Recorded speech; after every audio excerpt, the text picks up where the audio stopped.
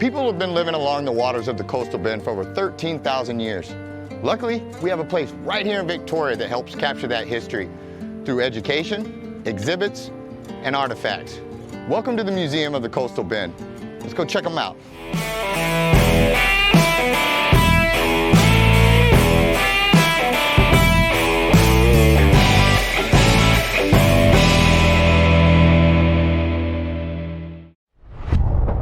When you think digital marketing, think ThriveFuel. Websites, social media marketing, advertising, and much more. ThriveFuel is professional digital marketing.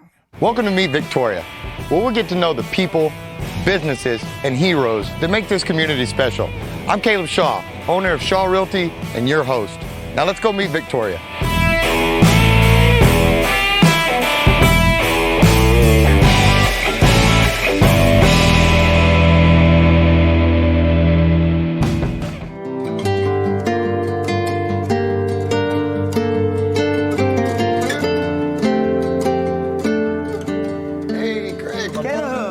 For having me, man. Glad you're here at the museum today. This is a cool place. I gotta say, I was totally blown away walking in here. I was not expecting all this, but I understand you got a full schedule for us today. Yeah. We're gonna do a little tour, quick little summation of what we got here in each of our sections. We're gonna take you in the active learning classroom where everything is hands-on, and then we're probably gonna get you to throw a few spears here in a little while. Sounds like fun to me. Let's get started. All right, Greg, I'm pumped. Why don't you get this tour started for us, my friend? Let's do it. Our first section that we're gonna stop in today is our early peoples section. We're a very archaeologically based museum. We have active dig site going. My colleague, Dr. Heather Para, she's a professional archaeologist. We have our Cobalt group that's all volunteer archaeologists, probably 300 years of experience amongst all those old fellas. And that sets us up to have a real strong archaeological content here in the museum, and that really shows itself in this first section that we're visiting in the early peoples section. Our point here in the early peoples section is to really push across the idea that early peoples that existed 13,000, 10,000, 8,000 years ago weren't that much different than we are. They were as sophisticated as we are. They were civilized. They were cultured. They had heritage. A lot of times when we think about early peoples, we think of these simplistic people that didn't have all of those things. But what we do with our exhibits here is we show the technology of these people, their resourcefulness, and the knowledge that they had that a lot of us has lost as far as being able to use nature to its full extent to supply the things we need for daily life. So as you go through this first part of our exhibit on the exhibit floor, you're going to see things like weapons technology, so arrow points, knife blades, spear points, all of these made out of chert, which would have been the stone resource that they would have had. You're also going to see stone tools like gouges and scrapers, maybe even stone adze and chisels. You're going to find tools that are made of bone. You're going to find jewelry that's made of shell. So if people are worried about fashion, then that means they're cultured. So you begin to think about these different aspects of the daily life through the exhibits and the stories that we're telling with the artifacts that we have. And you begin to understand that these people were a lot like we were. They did things and they carried themselves the same way. They thought the same way that we think. They just didn't know it was science. They didn't know it was physics. They didn't know it was all of these things that we think of today and we have labeled. They just had, we have more cool stuff to work with polymers and plastics, and they just had less resources to work with, but a stronger knowledge in those resources. And that's really the story we try to convey in this first section of the museum. Man, this is awesome. Where are we heading to next? We're heading to the age of exploration, discovery, and colonization. We're going to go talk about the French and the Spanish and their initial exploits here in Texas. Let's go check it out. All right, Greg, I'm trying to take all this in, man, because this is a lot of stuff. What's this next part of this tour that we're looking at right here? Well, kind of give it away right up there. We're in the French area now, and our French story is pretty unique. We all know about LaSalle and his exploits up north that were so successful for the French kingdom, for King Louis XIV. And he decided he was going to run down the Mississippi heading south from up north around, the Hudson Bay area, southern Canada, and the Great Lakes. He had built up this huge fur trade for the French kingdom. And he's a rock star. He's an icon at this point. And so it's really a historical irony when we begin to tell our story of what happened at Garcetas Creek at Fort St. Louis and with all of the ships that were on his expedition. So we really try to tell that story from the very beginning, when he drew a tricky little map for King Louis to talk King Louis into doing this expedition, to the very end where he ends up dead between Texas and Louisiana and buried in the soil here. So pretty interesting stuff. I look forward to hearing all the details between that start and that finish, because there's a lot there, my friend, and how cool. Like, well, man, I'll finish reading these and then let's head on to the next portion. Let's do it. Let's head to the cannons. That sounds fun to me. All right, my friend, you have definitely piqued my interest with all these cannons. Talk to me. What do we have going on over here? I wanted to make a quick stop here because this is our iconic piece. These are the cannons that were found at Fort St. Louis during the Texas Historical Commission excavation of that archaeological site. We've got 7 here. There were 8 found. One of them's at the Bullock Museum in Austin. The reason I wanted to do a quick stop here, this is the seminal moment, in my opinion, in Texas history where the Spanish Empire and the French Empire meet, and that domino falls where Spain finally says, we are not going to let the French incur into Texas. We are going to stop this. So when that domino falls, it leads to our next step is the rise of the mission system, the Spanish mission system, which obviously culminates in San Antonio with 5 different missions, and Valero, which we know is the Alamo. I wanted to stop here because this is where Spain and France met. France was at Fort St. Louis. Between the Karankawa, disease, hunger, and people just leaving, there was nobody left at Fort St. Louis when Spain showed up. They did find bodily remains. They buried the remains of the dead, said a prayer. They buried these cannons because they didn't want the French to find these cannons if they wanted to come back, wouldn't be able to rearm themselves. They hit them pretty well. Didn't find them for about 300 years. So this really is the spot. These cannons is really the symbol of where the Spanish Empire and the French Empire met in Texas, and Spain decided that France would no longer be somebody that they had to worry about as far as colonizing Texas. Let's head over to Spain. Let's go check it out. All right, man. Let's check it out. All right, man, let's keep this tour going. I am loving it. What do we got now? We are in the Spanish area, and we mentioned the cannons, De Leon, and then when they found Fort St. Louis, they understood there was no longer a threat from the French. They burned the rest of the Fort St. Louis down, the remains, what was left there when they found it. And right on top of it, they built Presidio La Bahia, and just across the creek, they built Mission Espiritu Santo. The logo, the map, the diagram for La Bahia, that's the museum's logo. So this is a pretty special shot for the museum. And like I mentioned at the cannons, this was where Spanish and French empires met, and Spain won. And you really begin to see that domino fall where the mission system begins to be built. This mission system that's so iconic in Texas, whether East Texas along the coastline, even out as far west Texas as San Saba. And then, of course, we've got San Antonio where there's 5 missions built, the most iconic being the Alamo. So we really see that Spanish mission system build. We create that community among the indigenous. We're lucky enough to see the beginning of the historical record of a culture that has been so important to what Texas has grown to today, and that's Tejano culture. You have this mix of indigenous blood and pure Spanish blood coming in and creating this mixed culture that we call mestizo culture. So when that happens, you begin to see this mix of daily life from both of these different cultures mixing together, and it just creates this whole new group of people that have never been around before. And we have been lucky enough to watch that entire culture grow and show and grow into the influences that it's had on Texas. We can't go anywhere today.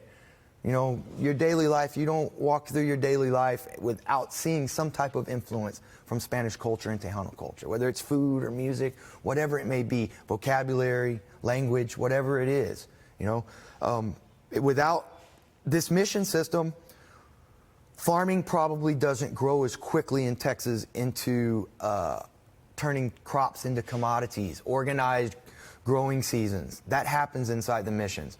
Ranching starts to grow inside the missions. So we see these 2 huge economic business icons that Texas has grown into, starting right here with Spanish culture inside our missions. And along with Jose de Escandon, down along the Rio Grande and the establishment of the Nuevo Santander colony, that's where you begin to really see ranching take off in Texas. You see the big, huge ranchos and the porciones that were coming up from the Rio Grande that were our initial large ranches, like the King Ranch, like the XT Ranch up north near Dallas. So Spanish culture establishing these mission systems after Fort St. Louis exploded into what we know today as Tejano culture.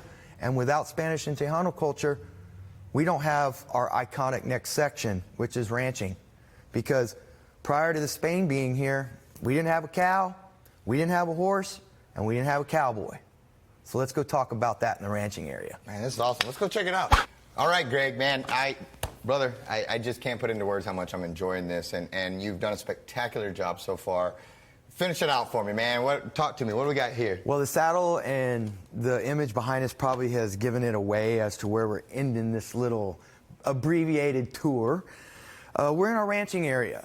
And I do want to say here over the next few years, this is going to expand tremendously to like 2,000 or 3,000 square feet. So the story we're trying to tell here is picking up after the Spanish influence. As I mentioned, you know, until Spain comes over here and this whole Columbian exchange thing, old world, new world, new world, old world, opening up a global economy and a global trade system, we don't have a horse, we don't have a cow, and we don't have a cowboy.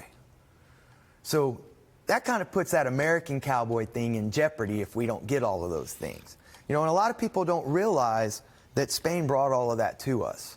The first cowboy was called a vaquero, and that's the Spanish word for cowboy. And basically what happened is it morphed as Westerners begin to funnel in the early 1800s, and they see the Spanish mission systems and the cattle being raised. And there's cattle raising going on along the East Coast, and Texas isn't the first place that's raised cattle. But we weren't raising them until Spain came here and started raising them. We didn't have them. So what we really try to do is show where it began, show the influences that created this iconic American cowboy, that even when you leave Texas, even if you just go to another state in the Union, they're like, you got a horse? You got a hat? You wear boots? Because the idea of a cowboy is so attached to Texas, and when people think of Texas, it's just that idea. And what's really neat in the story we want to tell in our future exhibit, you know, where ranching began, is how it went from this concept of a utilitarian job. You went out and you grinded on the trail. You went out and you were branding cattle like what we see behind here. You know, and it went from this utilitarian job to now it's this pop culture iconic thing. So stay tuned in our ranching area. I think it's going to be pretty cool as we expand on the story, we make it more inclusive. Because if you came through Texas in the 1800s, I don't care what your cultural background is, if you're African American, if you're woman, if you're Jewish, if you're Czech, if you're German, you were either part of the ranching industry, you were one of those side industries of the ranching industry, or you knew somebody in the ranching industry. So yeah, that's the story we're telling, whether it's the utilitarian side of it or all the way to this pop culture iconic side of it. We're going to tell it all the way from the beginning to the end and everything in between. Man, spectacular. You did a great job on this, brother. Hey, dude, really did. End of the tour. What do you say we head to the classroom and do some hands-on stuff? Let's do it. Hopefully I don't burn this place down, but let's give it a shot, brother.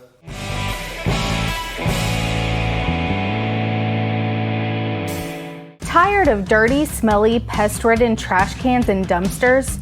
At Third Coast Sanitation, we know how to fix the problem. Our hot water system reaches over 200 degrees to kill bacteria and germs. It's great for families who want to ensure a clean living environment while keeping smells at bay and detracting varmint from your home. Our truck comes equipped with the water in solution and empties all dirty remnants into the dump tank we take with us. We are a fully insured and educated team excited to bring our services to the community we were raised in and are proud to call the Crossroads area home. All right, man, so you guys are a whole lot more than just that awesome tour and getting to walk around and read and see all this stuff. You guys actually go hands-on on things. Yeah, I have taken upon myself to convert where we're standing into an active learning classroom. Everything inside this classroom is hands-on. I come from the school of thought where I like to immerse kids in history. I like experiential learning.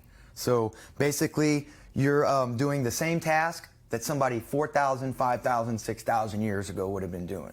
I'm just going to do it much better, though, right? Well, yeah, we're going to try you out. Yeah, perfect. Let me show a couple of things we got in here, and then we'll give you a run at it. All right? Talk to me. So, as you can see here in the shot, guys, we've got a few different things laying on our tables right here, and I just wanted to point out a couple of cool things. We've got throwing sticks.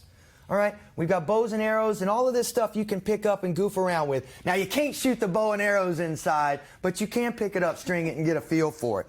We've got plant fibers to talk about cordage technology. We've got vessel technology as far as what they would have been carrying water and things in.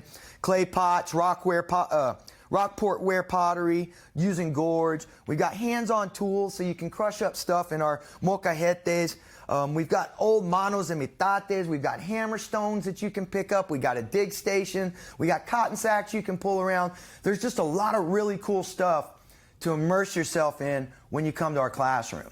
What I've got right here, this is called a pump drill. I can't give you an exact date of when this would have come into use, but it's definitely a prehistoric tool. Probably archaic period at some point, so anywhere from 3,000 to 6,000 years ago, they probably would have been using this. Don't quote me on that, guys. We'll have to talk to Heather on it. Fair enough. Fair enough. And what this was is it's an evolution in technology. Prior to this, creating something like this, if they wanted to put shells into, or holes into shells to make jewelry, any kind of a drill, this would have just made the amount of effort that you put into something much less. Gotcha. Okay, so prior to this, and you can use this to make fire too, and I'll explain how in a minute. So prior to this, they would have had tools to where the effort would have all been by hand. You know, and you're doing that kind of thing, and you might have had a stone point on the tip of this to do a drill by hand. Okay? So what they do is they make their lives easier using physics, using science, all these things that we know about today, except they didn't know it was called physics. They didn't know it was called science. All right, I'm going to show you how this goes, and then I'm going to let you make a run at it, okay? All right, talk to me. Show me. Pump drill. Basically, it's created from wood, stone, and the sinew of animals, which is basically tendons. All right, and all you're doing, I've got it on a small piece of wood here. We've got a stone point, and when you talk about physics, when you talk about science, when you talk about STEM technology, that kind of thing, this exudes all of these different characteristics. These are examples of all of those. They just didn't know that's what it was. Okay, this is low effort. You're not exuding any energy compared to what you're doing there. And say you get about 60 seconds into that whole ordeal, you're tired. You're gonna be worn and you out, can take the point off and do the same concept we were doing here to create friction fires. Gotcha. So why don't you give it a shot, Caleb? See if you can. All right. See if you can transport so what we have back here a was few this thousand thing years. is wound up, you know, kind of giving you the pressure, and then You got this. You got this. and then just an up. Here, let's see. No, it's all right. Biffed it right That's all there. right. If the fourth graders can do it, I got faith in you, Man, Caleb. you know, maybe the third graders. Let's see. Go. Now let it bounce. There you go. You'll get a rhythm. You got it. Well, All right, hold on. We can do it. you get a rhythm. You can go a little harder. You Okay. You don't have to. All right. There you go. Let it bounce All back right. up on its own. Okay, I got this now. All right, let me see. There you go. There we go. It's like, I don't even know the word because I'm not a scientist. I'm a historian. So it's like one of those machines that kind of, like the balls that it clicks Right. and it's got its own energy. You don't really have to put any work. You know, into, that's what into that. is actually, it's harder to hold a real drill than it is this thing once you Yeah, kind of you get know, it going. and they didn't have a Home Depot. They didn't have a Lowe's where they would go and buy something like this. So they had to create it. And that's the knowledge that we've lost. Right. You know, there's not very many of us that can walk out into nature, find the pieces to this thing, and put a pump drill together. I certainly couldn't do it. You know, so when we talk about these folks and their sophistication, like we mentioned, there's knowledge that they had that we've lost. Right. So and there's aspects to their lives where they're smarter than us. They're more intelligent than we are. Because we've lost contact, we've lost connection with where things come from because we can just walk to H-E-B, to Walmart, to Lowe's, and grab it off of a shelf. Well, it's an oh wow moment for me as well, and you The can just kids see love how this stuff. thing works. The kids love this stuff right here. I made a hole. Like, you know, that's and, pretty impressive. and you can change out the different size points. You can put skinnier points to work with smaller pieces of material to put, or to try to create your fire or whatever the need may be. That's exactly right. Outstanding. And Cool I'm stuff. going to use this as my segue here. This is a little tiny arrowhead, but these also go on huge spears that heard we might get to do some, what is it, some yeah. mammoth hunting out here? That's it. Let's go. Let's go hunt a mammoth. Stay tuned for mammoth hunting. All right, Greg, you know, I'd like to think of myself as a hunter, this big hunter that if I was out there, man, I'd spear these mammoths and look real cool in front of my wife and all this, but I'm already confused because I see this, the spear, but what is this thing? And just walk me through all this. I'm not the mammoth hunter I thought I was already. We're gonna get you squared away. So basically what we've got here is it's really a backbone to the museum as far as one of the activities that we offer, hands-on activities.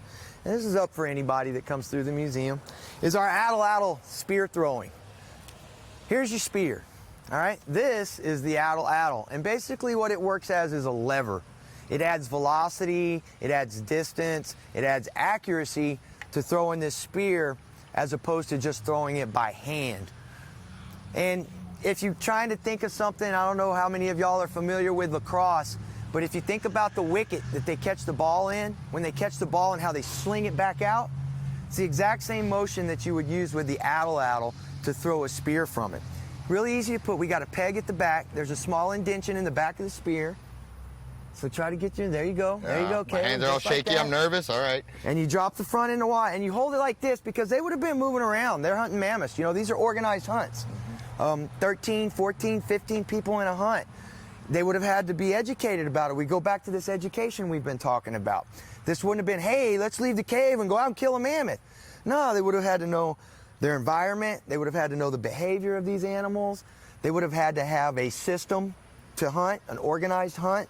They would have had to know, you know, their landscape, that type of thing, because all of these would have been part of actually taking down a mammoth in order to provide food for the community. Makes so sense. we're going to give you a shot at trying to take down your own mammoth, do a little mammoth hunting. Well. And if you're lucky enough, we've actually got a promotional running with Uncle Mutts. If you can get yourself a bullseye, I don't think you can do it. If you can get yourself a bullseye, I'll give you a voucher for a free barbecue sandwich so you can actually hunt for your own meal. Well, man, I like Uncle Mutts, and I want to be a mammoth hunter, so let's see what I can do with this bad boy. All right, rock and roll. Let's see what you got. Here we go. Here we go.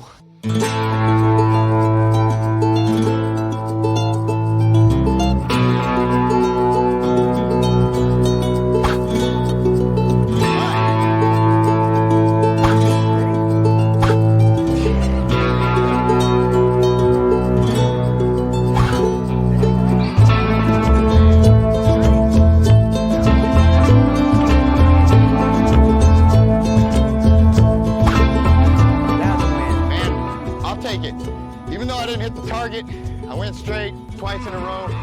It's the best I got, but if you can beat me, send me a picture of your bullseye, verified by them up there, and I'll add on to your Uncle Mutts, and we'll make it worthwhile for you, because that's the best I got.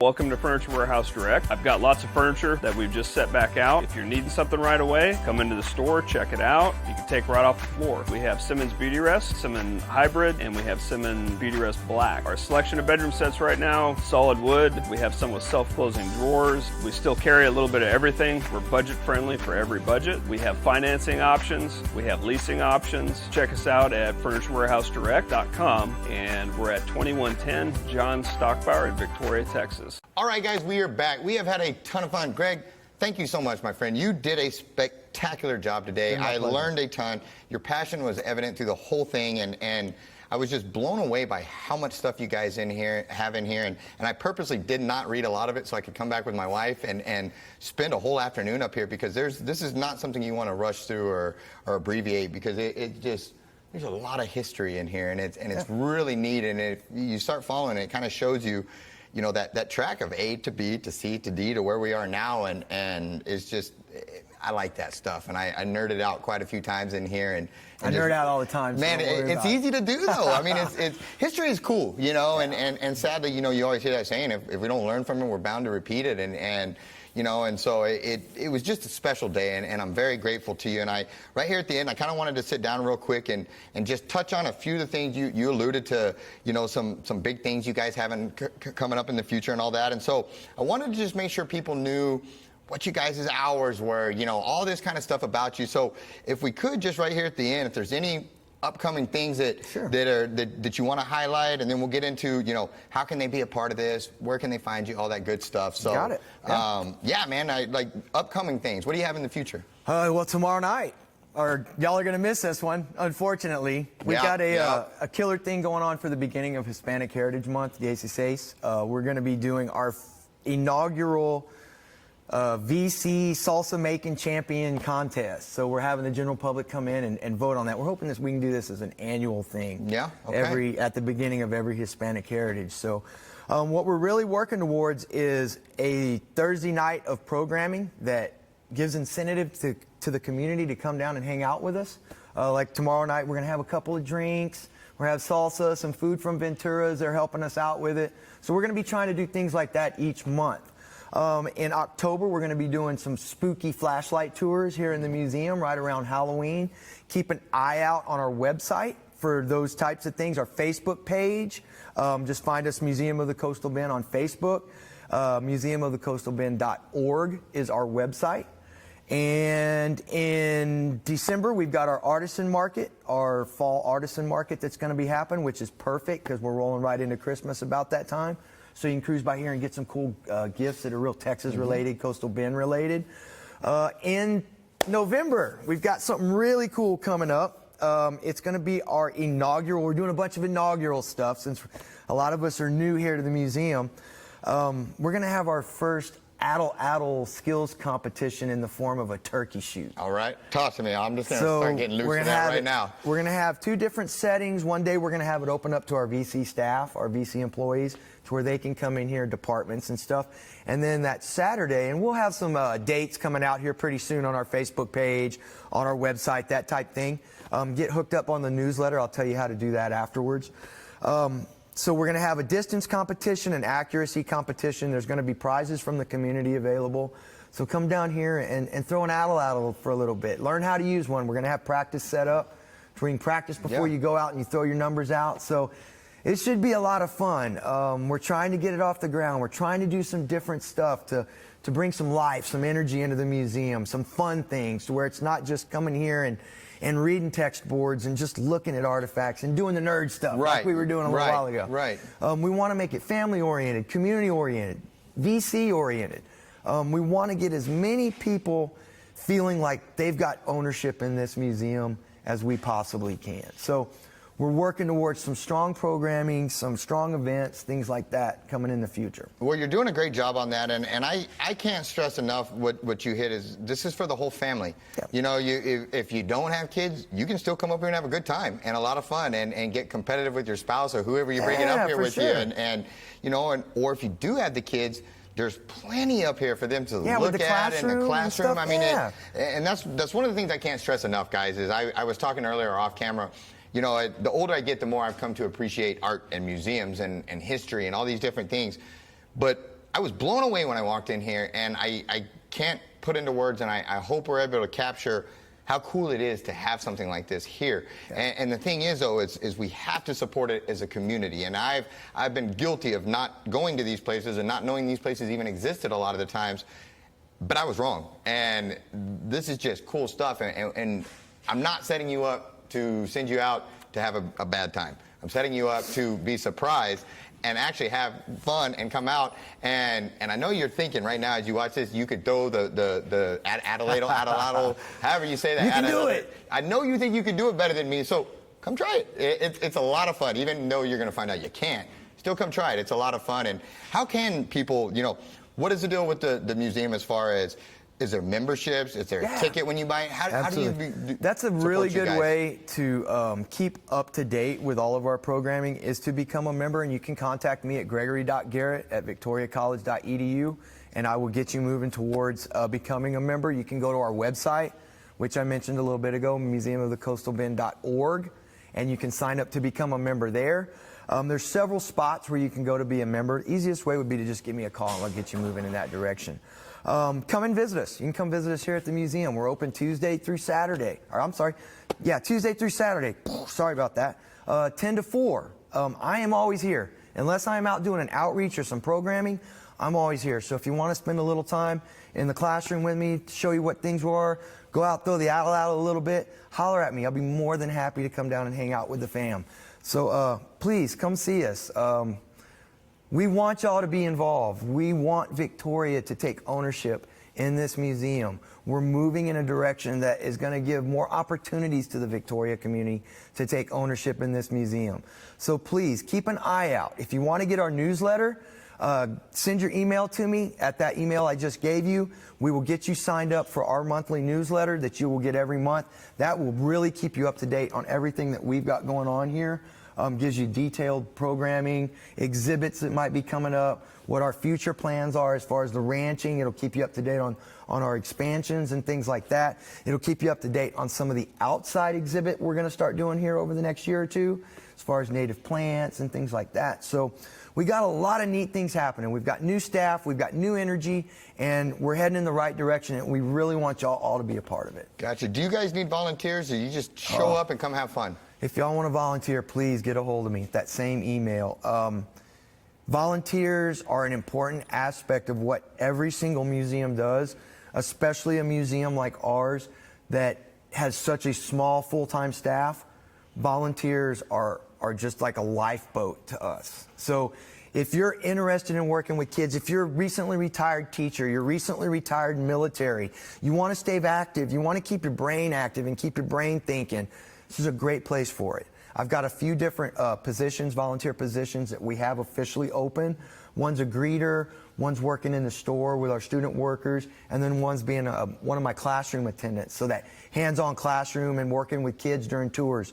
So if you enjoy working with kids, if you enjoy history, if you just want to stay active, would love to have you contact me about being a volunteer or a docent here at the museum. That'd be awesome. Outstanding. Is there anything I'm forgetting before I let you go? Man, I can't think of anything. Well, again, thank you. I've had a great time. Guys, come Museum of the Coastal Bend. Come check it out. Bring a work group up here. Bring your office up here. Bring them up here and challenge them at the mammoth thing. Y'all can sign the office up to do group in the Addle competition, so come win some prizes. There you go. Guys, we had a lot of fun this week. Thanks again to the Museum of the Coastal Bend. Make sure you visit our sponsors, support them, because we could not do this show without them. Thanks so much, and guys, we'll see you at the next one.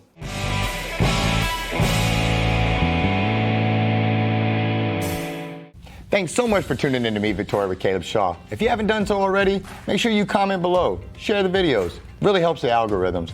Also, make sure you like the page, follow the page. And if you're watching on YouTube, subscribe and hit that notification bell so you don't miss any of our videos.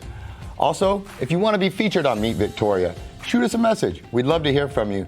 And finally, make sure you support our great sponsors. We could not do this without them, and we're grateful and blessed to have them. Thanks so much for tuning in, and we will see you at the next one.